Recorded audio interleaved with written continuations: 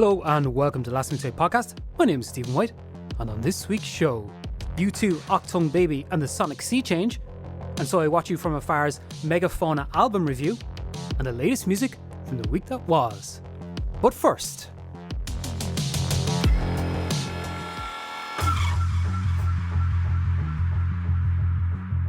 hello and welcome back to this week's podcast. And this week, I wanted to talk to you a little bit about U2, Achtung Baby, and the idea of sonic sea change. Now, why, Stephen, are we talking about an album that is over 30 years old and has been spoken about ad nauseum, perhaps? Well, I thought it was very interesting because in a couple of weeks' time, we have the brand new album from Fontaines D.C, Romance, and we'll be talking a little bit about them later on in the show. But what I thought was quite interesting about that album in the build-up to it, and I should say at this point, I haven't listened to the entire album yet, so this is a little bit of a precursor, if you will, and also allows me to talk about a subject I really like talking about through the prism of an upcoming band.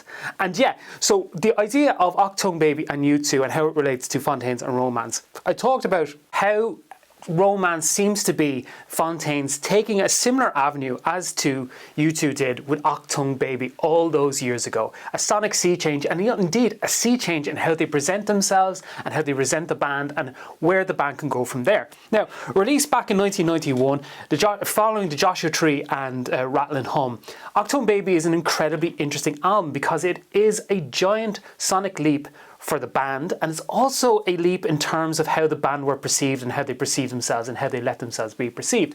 It's interesting that during the Joshua Tree days and Rattle and Hum days, and I would say for this era referred to the incredible documentary From the Sky Down and also Bono's autobiography Surrender, which both document this period in time for the band.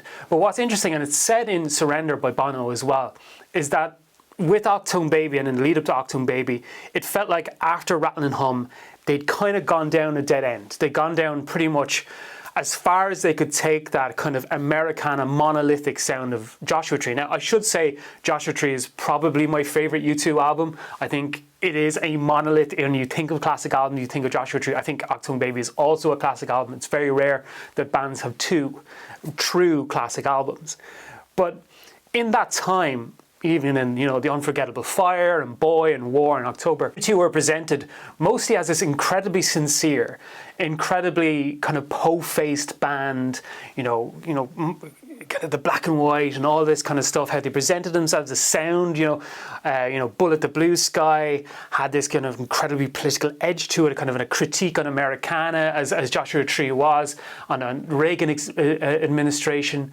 And kind of that feel of it and that kind of narrative that those albums had was very much U2 in the 80s. And it's interesting as well, in Surrender, Bono also says how he felt that were it not for Achtung Baby, the band could have been just seen as an 80s band and forever been earmarked as that after the fact, and who had a great album, albeit, but it was Achtung Baby that entered them into a new decade, entered the band into a new era.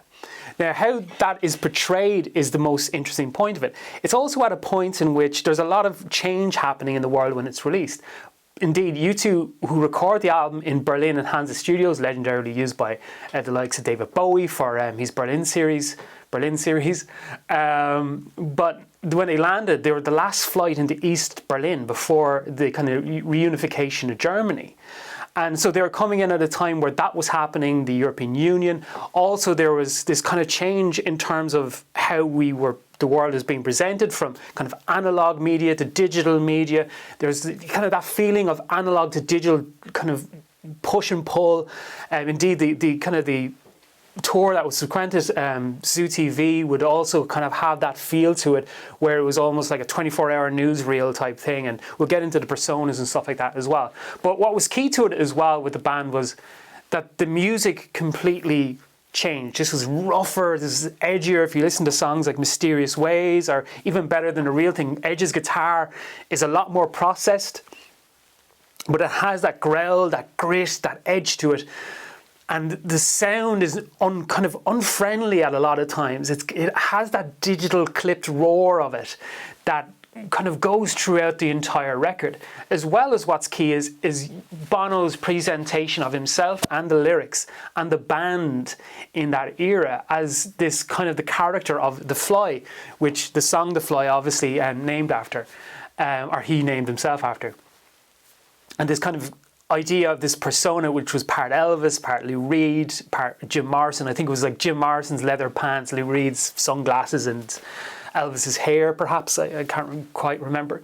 But this character that was not sincere, this character that was a rock and roll kind of pseudokit, rock and roll identikit kind of type thing, which was kind of a pastiche of rock, a pastiche of rock and roll, so far removed from the cowboy hat wearing kind of right on kind of political edge. Now obviously Bono will go back to this, and there would be elements of it within the Zoo TV tour, obviously, with everything that was happening in Sarajevo.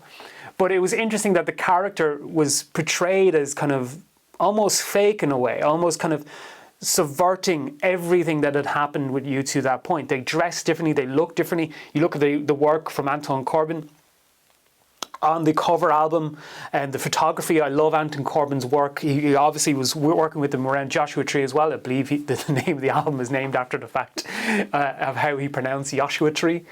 But his photography as well, how he frames U2 during that era, with his much more colourful cross-pollinated film, I think it's cross-developed film, in this kind of idea and kind of this uber stylization of the band in that era is very much akin to bringing it around back to Fontaines, to how their current presentation of the band has been. If you look at the music videos to the songs that have been releasing up to this point, to the the photos in the same way of the Anton Corbijn work, not that they worked with Anton Corbijn, but the promo photos, everything like that.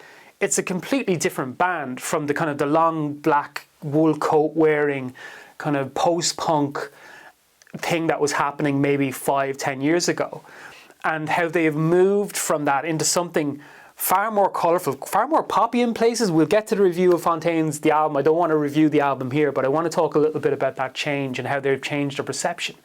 Now, that's not to say that during Achtung Baby that U2 completely abandoned all the things that they were saying in the previous albums, or their political edge, or their social edge, rather. They didn't. It was still wrapped in there. There was still that kind of, that idea was still within the records, but they had moved it into somewhere completely different. They had wrapped it up in a new package.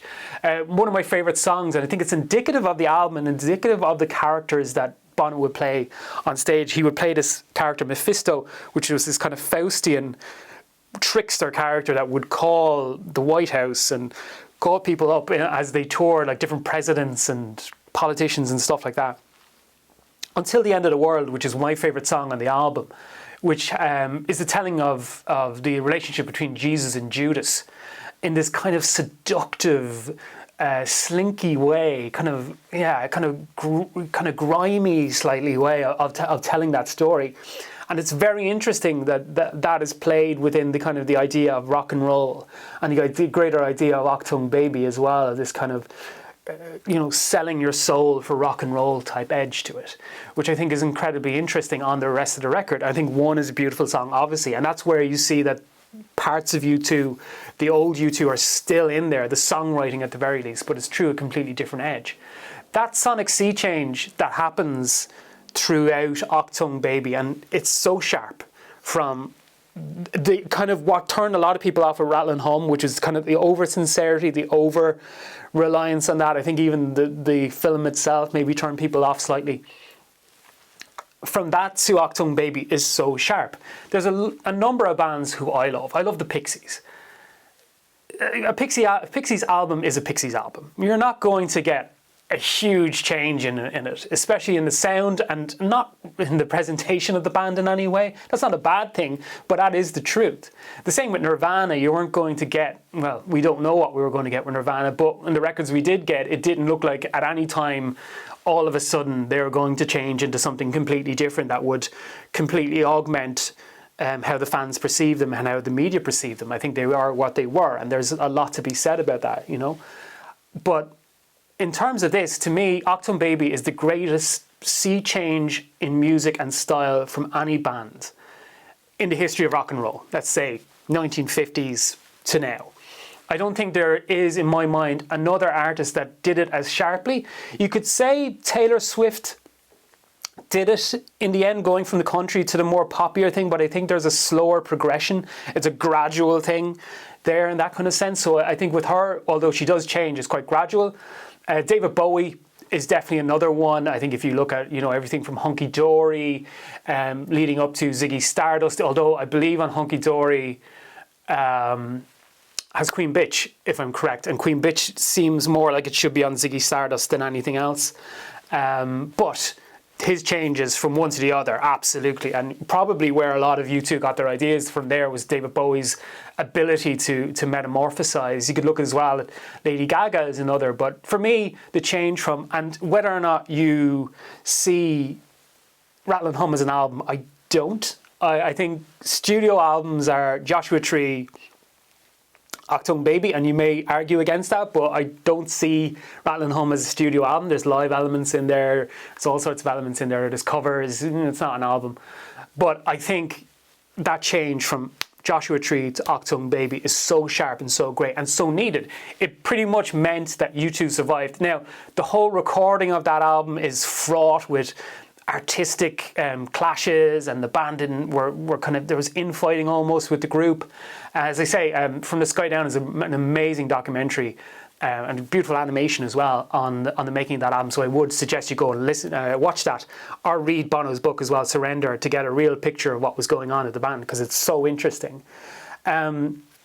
But it is one of the greatest sonic sea changes in albums, all to me. And I would also just kind of add Zeropa, which is the next album after that, into that, mainly because Stay Far Away So Close is one of my favourite songs of all time. I love that album. Also, it has Johnny Cash on it with The Wanderer. It has Numb on it, it has Lemon.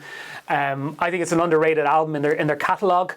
I think Stay Away So Far So Close is their best song to me. We might do that someday. We might do a top 5 U2 songs, or top 5 U2 records if you want. But I think that song is so great, and I love as well how it's framed around the Wim Wenders film Wings of Desire, and the music video is so beautiful as well for it. How this links in with the Fontaines, we'll see on Romance. I don't want to review it here without listening to the whole thing.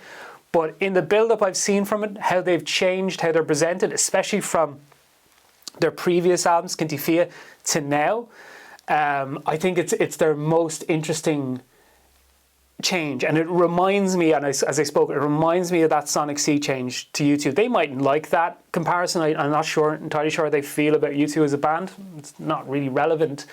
I'm not saying in any way that they're being U2. But I think that change is different. I was texting a mate of mine and a friend of the show, Kate Brendan Harding, and I kind of said, is Favourite, the new Fontaines single, or at least at the time their new single, their most poppy release to date? And I think both of us kind of agreed it was. And where that lies within the realms of the album is quite interesting, because the presentation of them in this kind of 90s element. There's a nod in the music video, one of the music videos, to Final Fantasy VII. There's a very definite change in how they want to be perceived and how they are presenting themselves being perceived, because they've always been so particular about it, in the same way that U2 have. So that's kind of my feelings on it, and that's why I just wanted to talk a little bit about Achtung Baby, because I do think that album, as I say, the singles, Mysterious Ways, even better than The Real Thing, One, Until the End of the World, Ultraviolet, it's such a change in scope and saves the band in a lot of ways, just as people, as a group, but also how they would be perceived. And I wonder, is this, with Fontaines and Romance, a way that they're trying to do the same? The post-punk bubble will burst. It will come to an end. That doesn't mean it won't be another revival. These things are cyclical. But I do feel that there's only so much of angry men screaming into a microphone that we can really withstand. How many iterations of that can we listen to? And how many are we willing to listen to? So in that case and in that world, it's smart and it's clever of Fontaines to almost do a U2 and go, the last few albums were great, they're the past, this is a new start, a new edge, a new future. How that plays into romance, we'll see in the coming weeks. I will be reviewing it here in the podcast, but I just did think it was a bit interesting, the relationship between that and Achtung Baby, and also just kind of wanted to talk about it.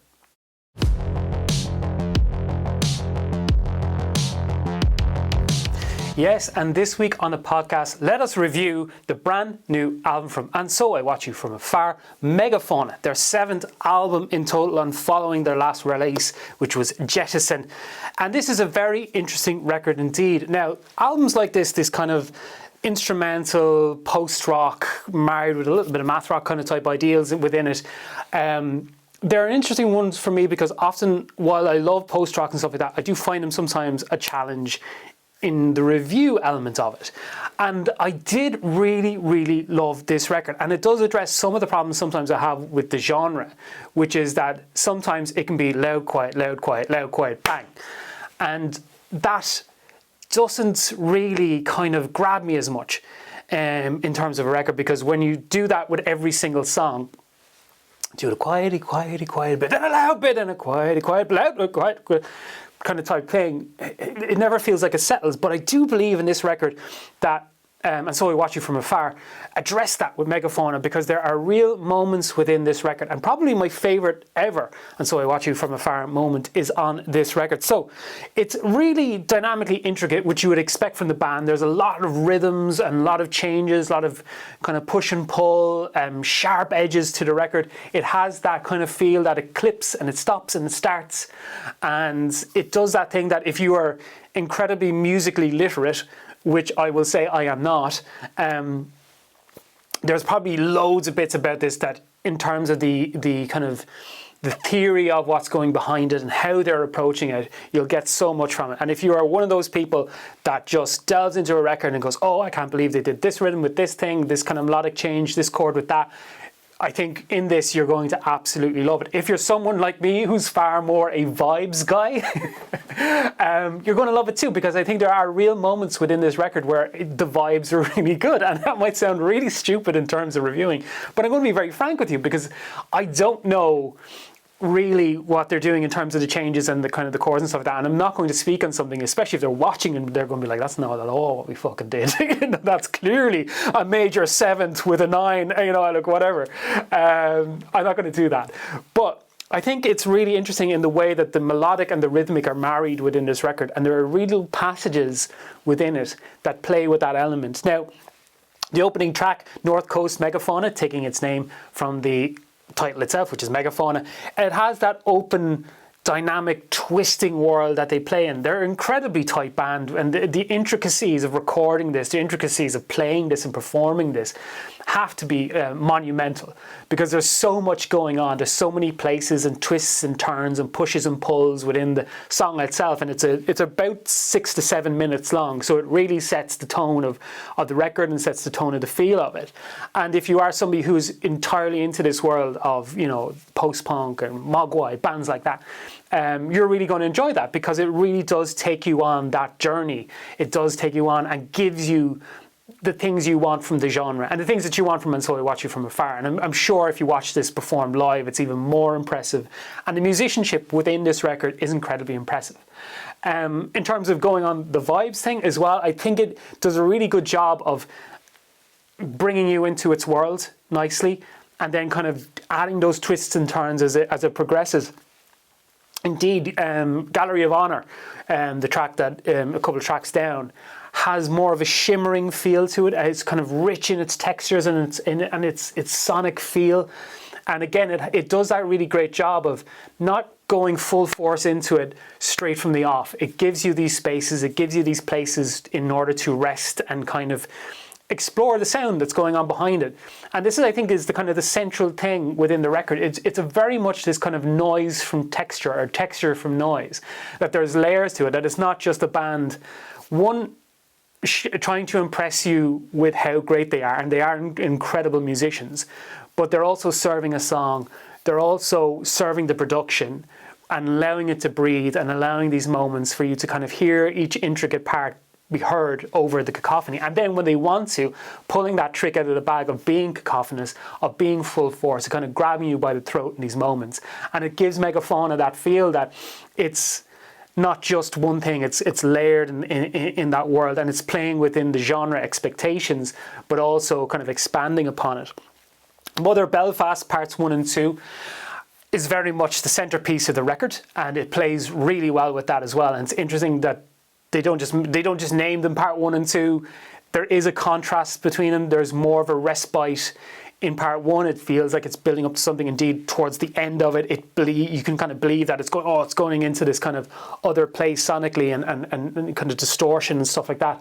But then there's a drop in part 2, but part 2 becomes, I feel, of the two parts, far more experimental in what it's doing, far more intricately played. And it has that nice contrast between the two. There is a progression in it, and it sits at the heart of the record, and it gives it a real nice feel. I wonder if it was a vinyl, and I haven't checked on this, if there's a vinyl, how they format that. I would imagine part 1 ends side A and part 2 starts side B, but I'm not right about that. It would be interesting if it did. But I think it's brilliant, and it's nice structural thing for And So I Watch You From Afar to do in this record, which is add that kind of table or that centerpiece into your record and really kind of build around that. That being said, my favorite song on the album, and indeed my favorite song from And So I Watch You From Afar, might not be everyone else's, but it's a 3-minute track on it called Annie Joy, and it's definitely my favorite. It's the most serene. It's just beautifully done. There's strings in it. It just, again, like, I think one of my problems sometimes with records like this is that it doesn't allow, a lot of the time some bands don't allow the quieter moments to speak for themselves. Sometimes it feels like the quieter moments is just to get to the loud moment. And So I Watch You From Afar do such a great job in this record of not making that so, of making the quieter, more serene moments matter and have, importance on their own rather than being important relative to the dynamic jump that's coming.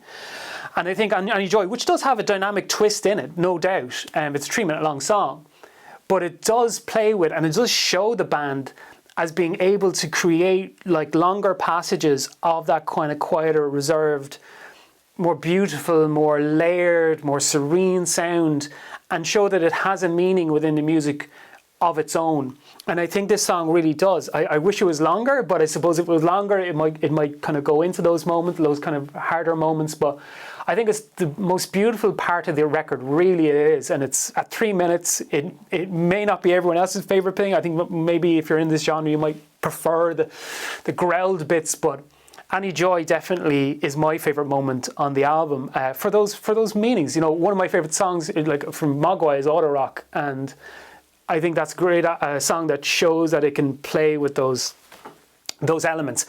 But this, Megafauna is such a great album in terms of that. I think in terms of the album itself and in terms of how And So I Watch You From Afar are presented, I think there's a lot of, to take it into kind of the more art world or painting world, Jackson Pollock about what they do.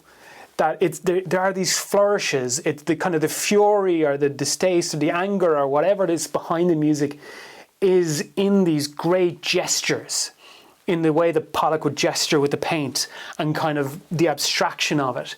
And I think they do such a great job with that. I think they're using noise in order to paint the textures, and there's layers to it. I think the record is so dynamically layered that it doesn't lend itself to listening fatigue, which sometimes you can get on records where it's just too much. And I think, it's a beautifully constructed, beautifully performed, and wonderful record in terms of what it does with the genre. I would highly recommend that you go and seek out Megafauna by And So I Watch You From Afar.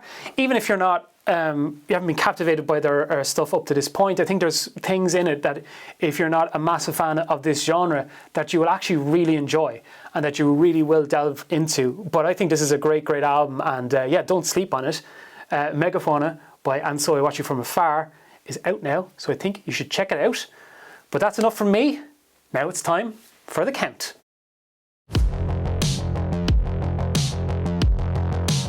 Yes, dear listener, they seek him here, they seek him there, those musos seek him everywhere. Is he in heaven or is he at the disco? That damned elusive Count of Monte playlist. Oh yes, dear listener, the styling, profiling, limousine riding, jet flying, playlist making son of a gun has once again returned to the shores of Playlistia to bring you another beautiful bounty in the form of TLMT's Irish mixtape on Spotify. Check it out. In the words of Adam and the Ants, Prince Charming, ridicule is nothing to be scared of, and indeed the Count of Monte playlist though is not scared of being dandy, dear listener.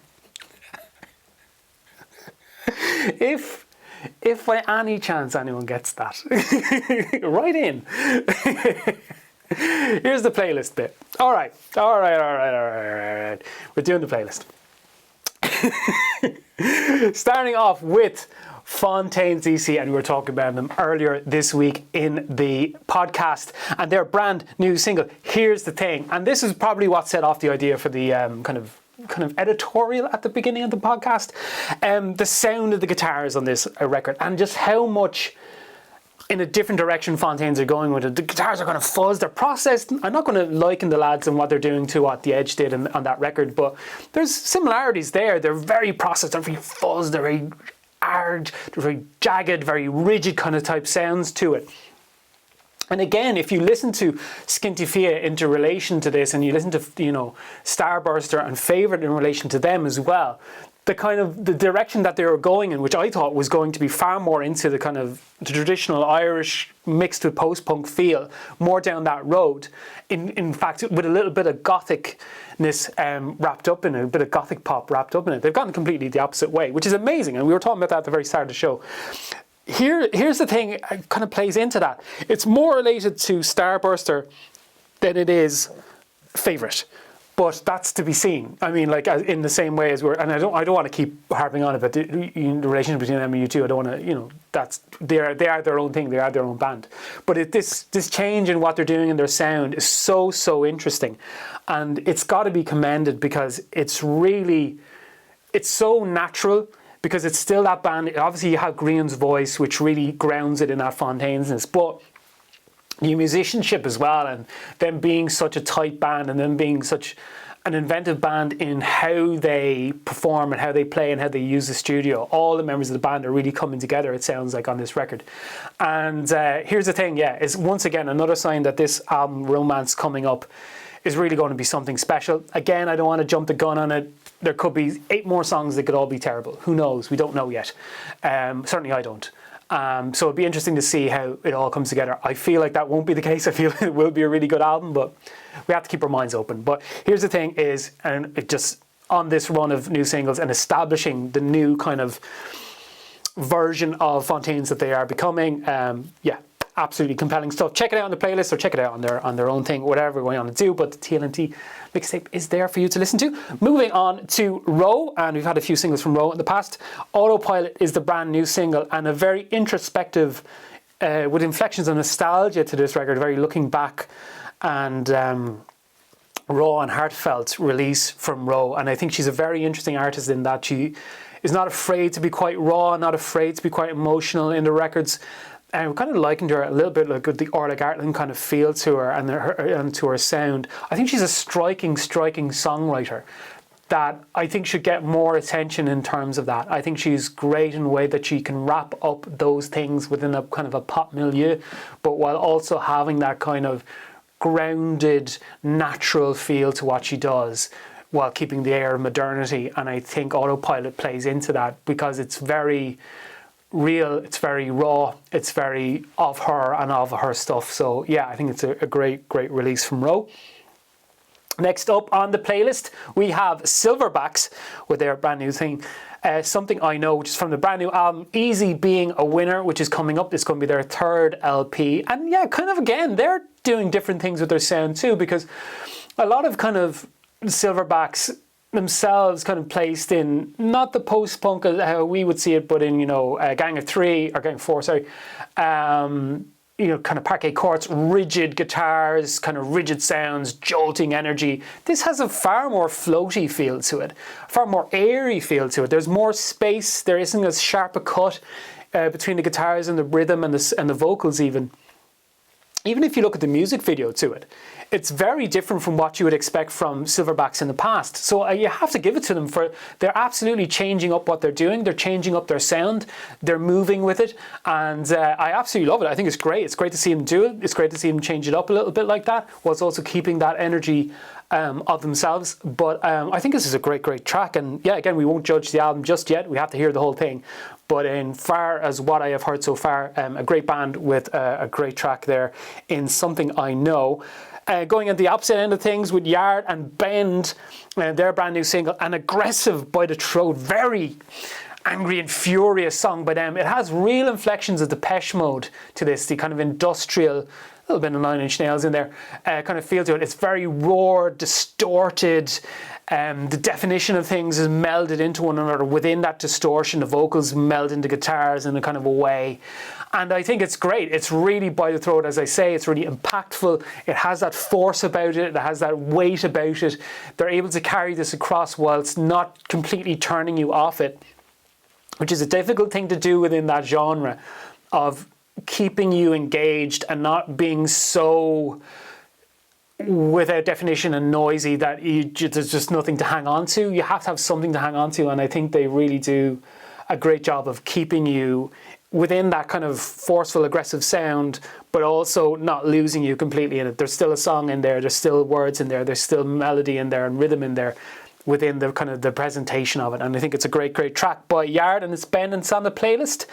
Again, on the opposite ends of things, we go to an artist called Rua, and their brand new single, Strength in Numbers, a kind of protest folk track from them, and soaring kind of folk track, and really woven. It reminds me in part of, some bits Laura Marling, that kind of powerful folk, darkly lit folk sound. And yeah, it's an incredibly striking song with great songwriting, and it really lets that do the talking, as it were, whilst also keeping it within that kind of production, which is the darkly lit folk sound. And it's really something that I think to check out, and an artist that I had not been aware of making tracks that have a power and a strength to them. So yeah, that's Rua, Strength in Numbers.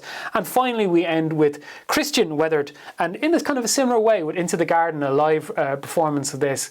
And it's an incredibly intimate release from Christian Weathered, which again has kind of roots, I think, in kind of folk as well, and very much within the kind of, you would say, kind of the English folk artists of like maybe the 70s and 80s.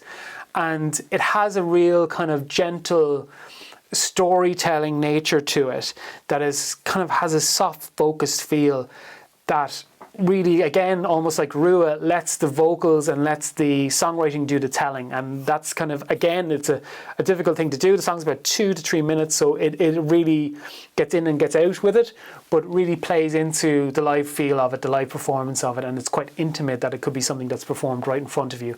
And yeah, that's Christian Weathered with Into the Garden, and that is it from the Count of Monte Playlisto this week. The Count of Monte Playlisto will return next week with yet another beautiful bounty in the form of TMT's Irish mixtape on Spotify. Do check it out and subscribe to the playlist and listen up to all the new Irish music, or find whatever music you want to find. It's entirely up to you, but the Count of Monte Playlisto does make some great choices along the way, so do check them out. But that's it from the Count for this week.